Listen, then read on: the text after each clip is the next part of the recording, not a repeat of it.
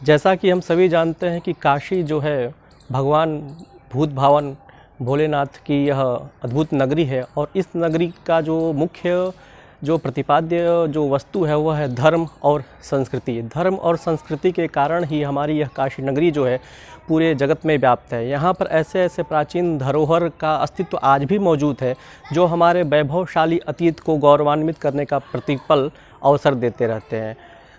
काशी विश्वनाथ मंदिर की ओर जैसे ही आप चलेंगे उससे आगे दशाश्वमेध घाट पड़ता है, तो दशाश्वमेध घाट की ओर जाते समय ही माँ भगवती गंगा के ठीक पश्चिम दिग्भाग में आप देखेंगे एक मान मंदिर स्थान है जहाँ पर महाराजा सवाई जय सिंह जी ने आज से लगभग ठीक 300 वर्ष पूर्व अर्थात 1720 में जो है इस प्रस्तर वेधशाला का निर्माण कराया था, जो आज भी जीवंत अवस्था में है। आपको विदित है ही कि महाराजा सवाई जय सिंह ने देश में पंचांगों में एक रूपता लाने के लिए 5 स्थलों पर जो है प्रस्तर वेधशाला का निर्माण कराया और उनके निर्माण का मुख्य प्रयोजन यही था कि हमारी जो गणनाएं ग्रह नक्षत्रों पर जो आधारित हैं वह अत्यंत सूक्ष्म हो और अत्यंत स्पष्ट हो।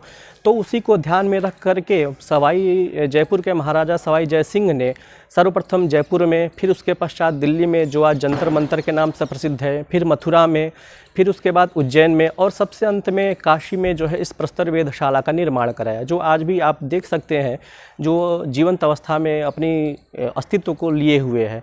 तो इसका वो निर्माण कराने का मुख्य उद्देश्य यही था, जो हमारे पंचांगों में विविध रूपता जो स्पष्ट हो रही है उसमें जो है अनेक रूपता न हो और एक रूपता हो, उसी को द्योतित करते हुए सवाई जय सिंह महाराज ने जो है प्रस्तर वेधशाला का निर्माण कराया। और यहाँ पर आज से लगभग 50 वर्ष पूर्व यहाँ के जो पंचांगकर्ता थे वो पंचांगकर्ता जो है इस प्रस्तर वेधशाला के द्वारा ग्रहों का, नक्षत्रों का और राशियों का सायं काल में, सूर्योदय काल में उसका वेद करते थे और वेदोपलब्ध ग्रहों को अपने पंचांगों में लिखते थे और उसको दृष्टि उपलब्ध से जो है सिद्ध करते थे। तो इस प्रकार से ऐसा नहीं कि यह परंपरा हमारे आज ही समय में चली आई हुई है। आप वराहमिहिर को देखेंगे जो 5वीं शताब्दी में हुए थे, उनसे पूर्व लगभग 500,000 ईसा पूर्व समुद्रगुप्त के काल में जो प्रस्तर वेधशाला का निर्माण कराया, जो आप जानते हैं कुतुब मीनार जो दिल्ली में जिसको मेरू स्तंभ कहा जाता है, वह वराहमिहिर की जो प्रमुख वेधशाला रही है। तो उसी का अनुसरण करते हुए यह प्रस्तर वेधशाला निर्माण कराया गया है।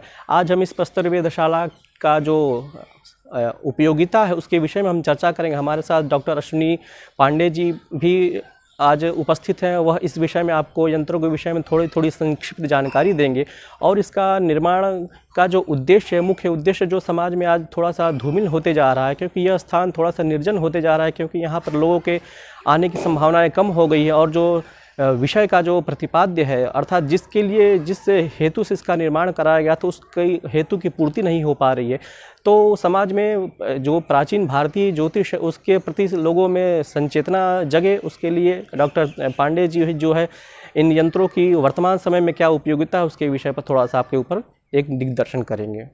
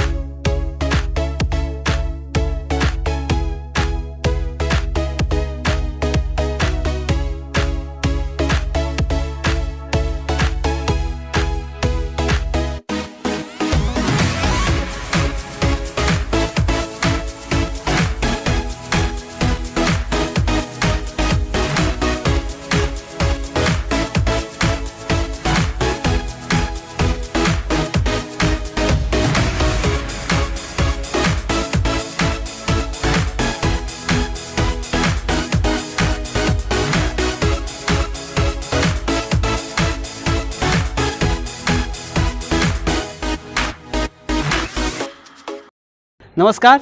जैसा कि अभी हमारे पूर्व में डॉक्टर गणेश त्रिपाठी जी ने बताया आप सभी को कि यह मान मंदिर वेधशाला का निर्माण जो है सवाई जय सिंह ने भारत के 5 प्रमुख स्थानों पर वेधशालाओं का निर्माण किया।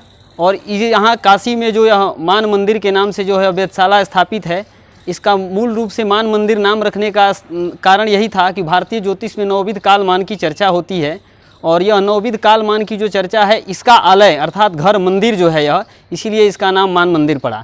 जैसा कि हम सभी जानते हैं, जब ज्योतिष शास्त्र में ग्रहों की गणना को लेकर चर्चा करते हैं तो आचार्य भास्कर स्पष्ट ग्रह का प्रयोजन देते हुए लिखते हैं, यात्रा विवाहोत्सवजातकादौ खेटहि स्फुटैरेव फलस्फुटत्वं स्यात् प्रोच्यते तेन नभश्चराणां स्फुटक क्रियादृग्गणितैक्य कृद्या।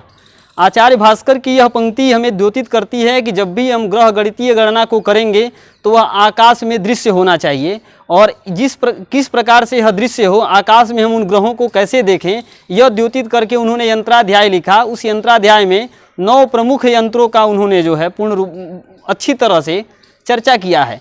जिस 9 यंत्रों को उन्होंने चर्चा किया है उसमें एक यह चक्र यंत्र आता है, नाड़ी बलय यंत्र है, सम्राट यंत्र है और शंकु यंत्र इत्यादि उसमें प्रमुख रूप से आते हैं। जैसा कि आप सभी देख रहे हैं कि यह जो है चक्र यंत्र है, इस चक्र यंत्र के द्वारा ग्रह नक्षत्र आदि की क्रांति, साम, स्पष्ट, विषुव, काल इत्यादि का साधन किया जाता है। वस्तुतः होता क्या है कि आकाश में नक्षत्रों की जो स्थिति होती है वह स्थिर होती है। सूर्य के चलने के कारण, सूर्य के गति के अनुरोध होने के कारण वाम या दक्षिण में क्रांति जो है हमेशा चलती रहती है। तो सूर्य के चलने के कारण नक्षत्रों का जो है आपस में जो है क्रांति, स्पष्ट क्रांति कितनी होगी, सूर्य से वह क्रांति वृत्त से कितनी दूरी में दाएं या बाएं होंगे, इसका ज्ञान इस हम चक्र यंत्र के द्वारा करते हैं। और क्रांति, स्पष्ट क्रांति का भी इससे हम साधन करते हैं। और स्पष्ट क्रांति साधन करने के साथ ही जो भारतीय ज्योतिष का मूल उद्देश्य है विषुवत काल का काल साधन करना, उसको भी हम करते हैं। और यह पूर्ण रूप से देखिए, इसमें आप देखेंगे तो 360 अंशों की जो है इसमें परिगणना की गई है। और फिर अंशों के बाद एक एक राशियों का जो वर्णन, 30 अंश का एक राशि का जो वर्णन है, उस राशियों का भी विभाग करके एक एक अंश और अंशों के भी 6-6 भाग करके इसमें दिए गए हैं। एक अंश के 6 भाग किए गए हैं, अर्थात 10-10 कला का एक एक मान दिया गया है। और इससे भी स्पष्ट यदि हमको करना होगा नक्षत्रादि मानों को या क्रांति साम्य इत्यादि को देखना होगा तो हम इससे भी बड़े यंत्र की परिकल्पना इसके आधार पर करके हम उनको कला, विकला, प्रतिविकला इत्यादि में भी मान को ला सकते हैं। अब आप आगे हम बढ़ते हैं तो थोड़ा सा देखते हैं। देखिए यह सम्राट यंत्र का एक छोटा रूप है। आगे आपको आगे दिखाएंगे एक सम्राट यंत्र बृहद रूप भी है। यह सम्राट यंत्र है जिसमें इसके भी द्वारा जो है परिशोधकर्ताओं के द्वारा विशेष रूप से चक्र यंत्र में जब स्पष्ट नहीं होता है तो चक्र इस सम्राट यंत्र के द्वारा इसमें भी हम नक्षत्रों की स्पष्ट क्रांति, विश्वांश और विश्वांश के साथ साथ समय ज्ञान की भी परिगणना करते हैं सूर्य के छाया अनुरोध के द्वारा। जैसा कि आप ये देख रहे हैं शंकु के आकार की तरह जो है ये बना हुआ है, इसके द्वारा जो है हम काल की गणना को करते हैं। और यह काल की गणना ठीक ठीक जो हमारे पास जो है आप कह सकते हैं जो स्टैंडर्ड समय है उससे ठीक ठीक यह मिलती जुलती रहेगी। लेकिन जिस अक्षांश की होगी, जिस रेखांश की होगी, उसी एक अक्षांश और रेखांश के तुल्य जो है स्थानीय मान होगा, स्टैंडर्ड काल न होकर के। तो जब हम गणना के द्वारा, वेद के द्वारा जब हम स्थानीय काल ग्रह गणित गणना के द्वारा जब हम स्थानीय काल निकालेंगे और इस वेद के द्वारा निकालेंगे, दोनों की जो एक रूपता हो जाए, और एक रूपता नहीं है तो इसमें हमारी गणना में क्या त्रुटि है, इसको करने के लिए इस सम्राट यंत्र की स्थापना मूल रूप से हुई है। और इसके द्वारा नक्षत्रों के द्वारा भी हम काल साधन कर सकते हैं। और जो है विश्वांश समय ज्ञान के साथ साथ ही परिशोधकर्ताओं ने इसको जो है बहुत अच्छे से बनाया है। यद्यपि यह पूर्ण रूपेण उस अवस्था में नहीं है जिस अवस्था में होनी चाहिए थी। जैसा कि आप देख रहे हैं यह नाड़ी बलय यंत्र है जिसका कि आचार्य भास्कराचार्य ने यंत्राध्याय में पूर्ण रूप बहुत बृहद रूप से इसकी चर्चा की है और मरीचिकाकार ने उसकी बहुत बृहद व्याख्या भी की है। यह जो नाड़ी बलय यंत्र है, नाड़ी वृत्त से ग्रह हमारे जो हैं उत्तर में हैं या दक्षिण में हैं या किस गोल में हैं, किस गोल की ओर वो हैं उद्यत हैं चलने के लिए, दाएं तरफ जाना चाहते हैं, बाएं तरफ जाना चाहते हैं। हमारे यहाँ गोल में भी 2 संज्ञा हो जाती है, एक नाड़ी वृत्त से उत्तर या दक्षिण जो होता है गोल की संज्ञा हो जाती है, और एक जो होता है ग्रहों की दिशा किस ओर उन्मुख है, रहेगा तो उत्तर गोल में ही, लेकिन जब दक्षिण की ओर प्रवृत्त होगा तो दक्षिणायन की तरफ प्रवृत्त मान लिया जाता है। और ठीक उसी प्रकार से दक्षिण गोल में रहते हुए भी उत्तर की तरफ जाने की ओर प्रवृत्त हो जाता है तो उसको उत्तरायण मान लिया जाता है। तो इससे दक्षिणायन उत्तरायण में जा रहा ग्रह इस छाया के द्वारा, इसके द्वारा छाया मापन करके और पुनः गोल के बारे में कि ग्रह जो है उत्तर गोल में है या दक्षिण गोल में है, तदवसात उसके अनुसार धन या ऋण हमारे यहाँ जो संस्कार बताए गए ग्रह स्पष्टीकरण में, क्रांति साम्य इत्यादि दोषों में, या कहिए कि दिगंश इत्यादि साधन में, दृक्कर्म संस्कार इत्यादि में विशेष रूप से इसकी हमें आवश्यकता पड़ती है। इसलिए नाड़ी बलय यंत्र की सर्वप्रथम आचार्य भास्कर ने भी बहुत ही बृहद रूप से चर्चा की है। जैसा कि आप सभी देख रहे हैं, यह एक दिगंश यंत्र है। इसके द्वारा जो है वर्तमान वास्तविक रूप से दिक् जो होती है, प्राच्यादि व्यवहार हेतु दिक्, जो शास्त्रों में परिभाषा परिगणित है कि प्राच्यादि व्यवहार के लिए दिशा का प्रयोग किया जाता है।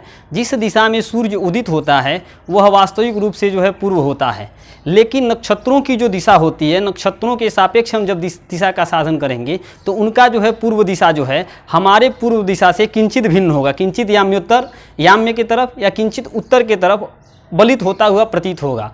तो वास्तविक रूप से नक्षत्रों की दिशा कितनी आगे है या कितनी पीछे है, कितनी पूर्व, कितने हम मतलब जो है उत्तर की तरफ बढ़ेंगे तो हमारे वास्तविक रूप से नक्षत्रों की दिशा प्राप्त होगी, या कितने रूप से दक्षिण बढ़ेंगे या कितने पूर्वापर संबंध से उस दिशा का साधन किया जा सकता है, सभी नक्षत्रों का साधन जो है इस यंत्र के द्वारा हम करते हैं। नक्षत्रों की दिशाओं का स्पष्ट दिशाओं का साधन करते हैं।